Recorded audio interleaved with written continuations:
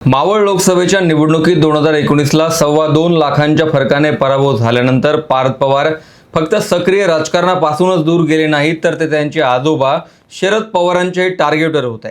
कारण पार्थ पवारांनी निवडणूक लढवावी अशी पवारांची इच्छा त्यावेळी नव्हती. पवारांचा अंदाज कधी चुकत नाही आणि निवडणूक लढवण्यासाठी वातावरण अनुकूल नाही असं पवारांचं मत होतं. ते न ऐकून पार्थ पवारांनी निवडणूक लढवली आणि 2.25 लाखांच्या फरकाने पराभव झाला. पवार कुटुंबातला हा पहिला पराभव होता. या पराभवानंतर आजोबा आणि नातू या दोघात फार सख्य कधी दिसून आलं नाही. एकमेकांवर जाहीरपणे त्यांची वक्तव्यही दिसून आली होती. मात्र अजितदादांच्या जाण्यानंतर मोठा मुलगा म्हणून पार्थ पवारांनी जो पुढाकार घेतलाय तो येत्या काळातली समीकरणं बदलून टाकणार आहे. कारण सगळ्या घडामोडीत दादांच्या कुटुंबातले पार्थ पवार एकमेव सदस्य आहेत जे सगळ्यात आधी शरद पवारांना भेटायला गेले.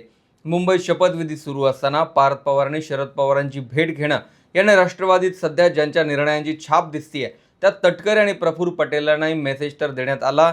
शिवाय राष्ट्रवादीत सगळ्यात पॉवरफुल पार्थ पवारच असणार आहेत यावरही शिक्कामोर्तब झालंय. त्याची काही उदाहरणं मी या व्हिडिओत देणार आहे. नमस्कार, मी विशाल, तुम्ही पाहताय story.com. मुंबईत शपथविधी ठरल्यानंतर पार्थ पवारांनी शरद पवारांची भेट घेतली. ती फार महत्त्वाची मानली जाते. पवार कुटुंबातले सदस्य यावेळी जमले होते, ज्यात सुप्रिया सुळेही होत्या.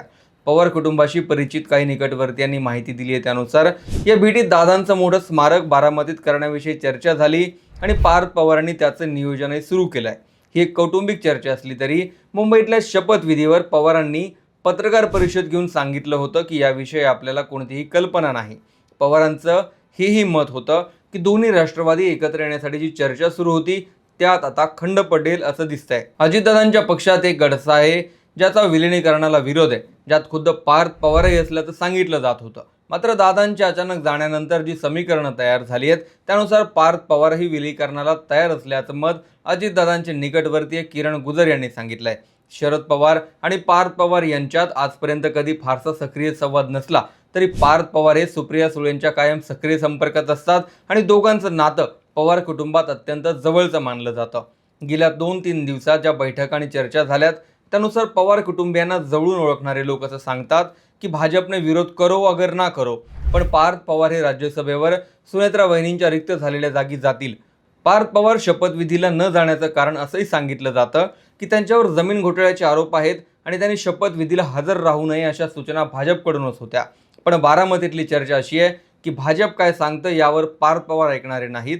तर अजितदादा गेल्यानंतर सांत्वनासाठी घरी विविध मान्यवरांच्या भेटी सुरू होत्या आणि त्यामुळेच पार्थ पवार घरी थांबले होते.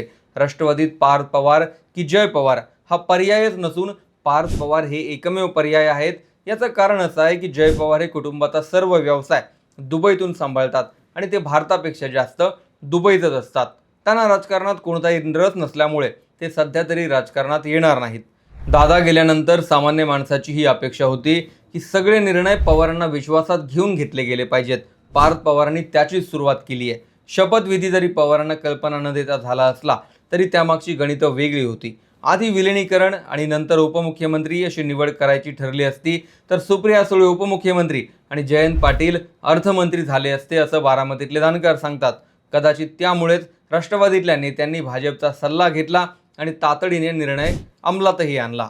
हे सगळं जरी तातडीने उरकून घेतलं गेलं असलं तरी पवारांचा सल्ला घेऊन आलेले पार्थ पवार अजितदादांच्या 13व्या नंतर निर्णयांचा धडाका लावणं अपेक्षित आहे. पार्थ पवार स्वतः राज्यसभेवर जातीलच, शिवाय ते सर्वात पहिला निर्णय विलिनीकरणाचा घेतील असं पवार कुटुंबाच्या निकटवर्त्यांना अपेक्षित आहे. या निर्णयाला पक्षातून कुणीही विरोध करू शकत नाही, कारण तटकरे असो किंवा प्रफुल्ल पटेल हे सर्व नेते पवारांनीच घडवलेले आहेत आणि पवार काय करू शकतात याची कल्पना या सगळ्यांनाच आहे. पार्थ पवार आणि रोहित पवार यांच्यात स्पर्धा असली तरी पार्थ पवार दिल्लीतल्या राजकारणात गेल्यानंतर ही स्पर्धा आपोआपच संपुष्टात येते. राज्यात सुनेत्रा पवार या उपमुख्यमंत्री असल्या तरी त्यांच्याकडे 3 खाती आहेत आणि विलिनीकरण झाल्यावर रोहित पवार हे राज्यमंत्री होऊन सुनेत्रा वहिनींचा एक मोठा आधार होतील असंही काही बारामतीतले जाणकार सांगतात. भाजपने सध्या अर्थ खातं स्वतःकडे ठेवलंय, मात्र पवार विलिनीकरण करून हे खातं पुन्हा राष्ट्रवादीकडे घेतील आणि जयंत पाटील हे अर्थ खातं सांभाळतील. राष्ट्रवादी सध्या प्रफुल्ल पटेल हे अजितदादांच्या पक्षासाठी दिल्लीतली जबाबदारी सांभाळतात. मात्र पार्थ पवारांनी सूत्र हातात घेतल्यानंतर ही जबाबदारी स्वाभाविकपणे सुप्रिया सुळेंकडे जाईल. आता प्रश्न उरतो भाजपचा की हे भाजपला मान्य असेल का? भाजप हा इनकमिंगचं स्वागत करणारा पक्ष आहे आणि पवारांनी आपल्यासोबत यावंही मोदींची गेल्या 10 वर्षांपासूनची इच्छा आहे. सध्या केंद्रात तर परिस्थिती अशी आहे की पवारांची भाजपला जास्त गरज आहे, कारण पवारांकडे असलेले 8 खासदार एनडीएची ताकद आणखी वाढवतात. एनडीएमध्ये सध्या नितीश कुमार आणि चंद्राबाबू नायडू यांचा पक्ष किंगमेकरच्या भूमिकेत आहे आणि मोदींना बहुमत हे सेफ करायचं आहे. विलिनीकरण झाल्यानंतर तटकरे, पटेल यांचं महत्त्व संपेल की वाढेल याचं भाजपला काहीही देणं घेणं नसल्याचं राजकीय जाणकार सांगतात. कारण भाजपसाठी राज्यात सत्तेत कोण सहभागी होतं हे महत्त्वाचं नाही, तर केंद्रात सरकार कसं मजबूत करता येईल ते जास्त महत्त्वाचं आहे. पवार कुटुंब सध्या दुःखात आहे आणि दादांच्या 13व्या नंतर या सगळ्या घडामोडी घडणं अपेक्षित आहे. पार्थ पवार हे स्पष्ट वक्ता आणि जागेवर निर्णय घेणारे म्हणून ओळखले जातात. दादांची छबी कोणात असेल तर ती पार्थ दादांमध्ये आहे असं बारामतीकर सांगतात.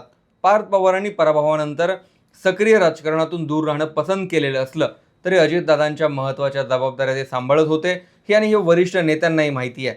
त्यामुळेच पार्थ पवारच राष्ट्रवादीतले येत्या काळातले सर्वात पॉवरफुल नेते ठरणं अपेक्षित आहे. बारामतीकर आणि पवार कुटुंबांना जवळून ओळखणाऱ्या निकटवर्तीयांची सगळी मतं आहेत.